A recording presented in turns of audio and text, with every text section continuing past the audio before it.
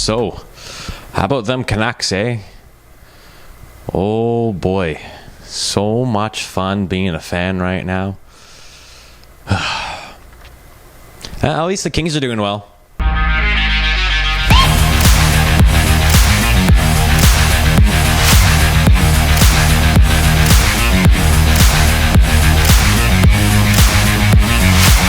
It is Wednesday, which means it is another episode of Kings This Week. Welcome back. My name is Jordan Kiss, and a wild weekend it was for the Kings.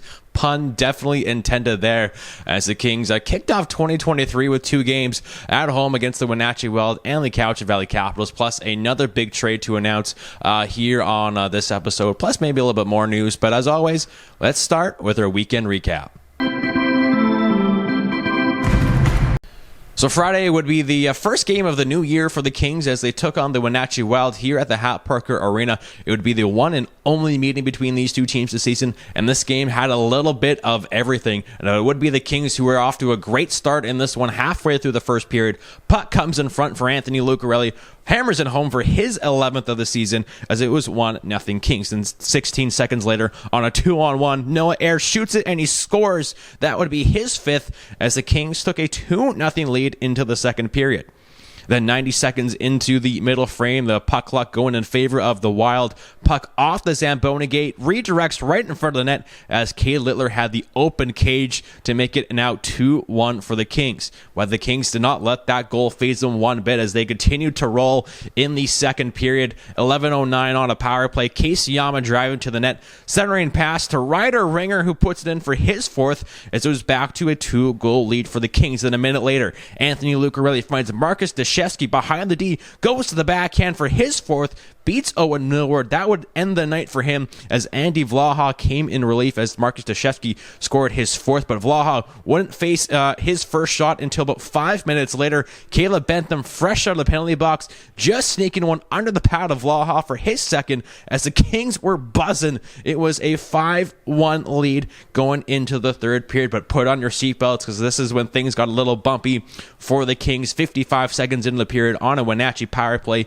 Ian Samoza with the pump fake would eventually score his 11th of the season, now 5-2 Kings. Then less than a minute later, on a 2-on-1, Jason Stefanik going cross ice to Arvego Hovsapian. He puts it in for his first BCHL goal.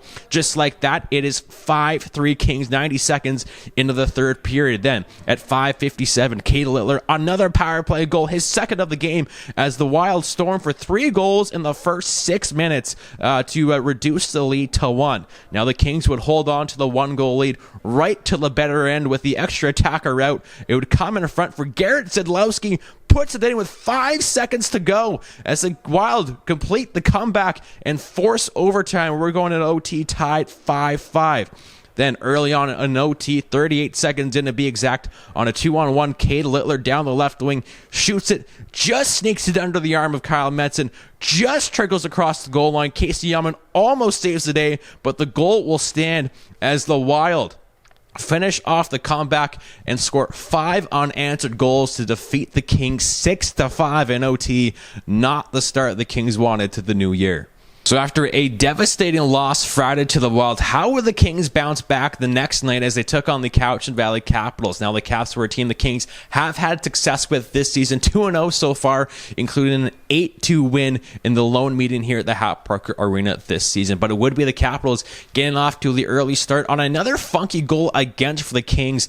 6 minutes in, Andrew Haxton with a shot from the right side. It would hit a couple players. It would bounce up in the air. It would land and eventually roll between the post and the sprawling pad of Liam Vanderkoy as Liam Haxton gets credit for his 6th of the season as it was 1-0 Capitals. Then 5 minutes later, Adam Mendelson feeding his longtime friend, new King Alexi Van Hookachero, as he scores his 1st with his new team in his 2nd game, his 6th of the season overall, as we were tied 1-1 after the first period. Now in the second, the Kings would take the lead, 4:26, and Anthony Lucarelli driving to the net, goes cross ice to Cam Simons. He scores his 7th as it's 2-1 Kings. Now the Capitals with a couple good chances in the period to get another goal on the board, but Liam Vanderkoy solid, including denying Cole Milady twice on 2 separate breakaways as the Kings took the 1-goal lead into the third period. Now they would quickly extend that 1-goal lead to 2, 30 seconds in on a power play. Jack Blanchett scoring his 10th as he finally hits double digits in goals as it was 3-1 Kings. But hold on to your horses here. The Capitals looking to do the same that the Wild did the night before. 9:21 Kings getting caught off guard here. Thought this was offside. It would come to Andrew Haxton all alone in front. Would sneak it under Vanderkoy for his 7th as it was 3-2 Kings. Then in the final minute, extra attacker out for the Capitals, 6-on-5. Luke Lavery below the goal line banks it off Liam Vanderkoy for his 12th as the Capitals tie it up with 52 seconds remaining. Some more deja vu for the Kings after the heartbreak the night before. This game would head into overtime. OT would solve nothing as we would need a shootout here in this one. First shooter of the shootout, the Kings would go first. It would be Alex Sandu, has the one and only goal for the Kings in the shootout so far this season, and he would score another goal on this gorgeous move, beating McCoy Bidwell as it was 1-0 Kings early in the shootout.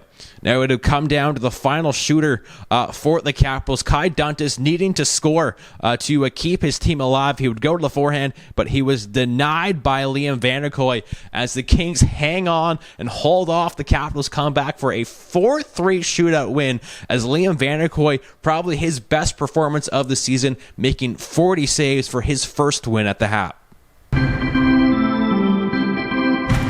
So it was an up and down opening weekend for the Kings as they kicked off the new year, but overall a very successful weekend, taking 3 of 4 points here at home against the Wild and the Capitals as the Kings now have a record of 11-17-2-2 on the season. Cam Simons and Anthony Lucarelli were each named honorable mentions in the BCHL 3 Stars of the Week, both of them collecting 1 goal and 3 assists as they look to take that into this weekend and continue their hot play as the Kings back at home for 2 games against the Chilliwack Chiefs in a rare Saturday-Sunday doubleheader against Chilliwack. The Chiefs coming into this weekend so far right now with a record of 15-15-0-1 on the season, 1-1 on the new year so far with a road loss in Coquitlam and a home victory on Saturday to the Cranbrook Bucks. The Chiefs did take the lone meeting so far back in Chilliwack against the Kings by a 4-3 shootout victory as the Chiefs are going to be playing a 3-3 this weekend. Actually, they'll be in Coquitlam on Friday to take on the Express before coming up to Powell River to take on the Kings on Saturday and then again on Sunday afternoon. Now, Saturday, it is a 7 o'clock start here at the Hap, and again, it is Tla'amin Nation Night, a night we've been looking forward to for a long time. A special pregame ceremony plus other entertainment throughout the game Saturday, and also the Kings will be debuting their brand new Tla'amin third jerseys, so you don't want to miss out on that one. 7 o'clock Saturday here at the Hap. Then on Sunday, it's the one and only afternoon game, a 1:30 start, and if you haven't heard about this promotion yet, I'm going to tell you about it right now because you can get free admission to our game on Sunday afternoon if you bring a non-perishable food item for donation to the Powell River Food Bank. Yes, you bring a donation to the food bank, you get free admission to our game on Sunday at 1:30 p.m. So plenty of reasons to come out to the Hap this weekend as it'll be the final 2 home games for the Kings until February. The Kings won't be back at home until February, so your last chance to see the Kings for about a month. Saturday, 7 o'clock, Tla'amin Nation Night, then Sunday afternoon at 1:30. Bring a food bank donation and get in for free.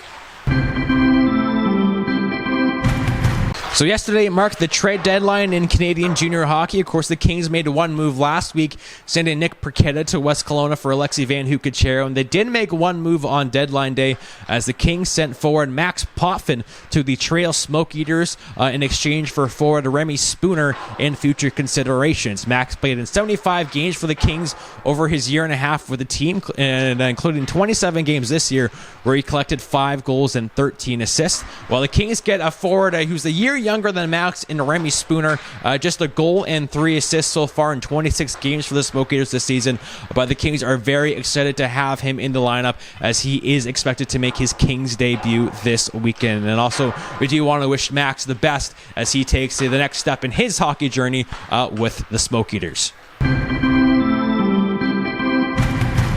Well, that will be it for this week as we wrap up another episode of Kings This Week. As always, thank you very much for joining me. Kings, again, back at home for 2 games this weekend as they take on the Chilliwack Chiefs. Saturday, 7 o'clock, Nation night here at the Hap. Special pregame ceremony. Kings will be wearing their brand new Talam 3rd jerseys. Then Sunday afternoon, 1:30 as they take on the Chiefs once again. And also, again, remember, if you bring a food bank donation, you can get free admission to the game on Sunday. So Saturday at 7, Sunday at 1:30. We'll hope to see you at the Hap this weekend. Of course, if you can't join us at the Hap, join me on the Kings Broadcast Network, BCHL TV, and Mixel, our pregame and postgame coverage, with the pregame starting at 6:45 on Saturday. So until next week, my name is Jordan Kiss. Go Kings, go.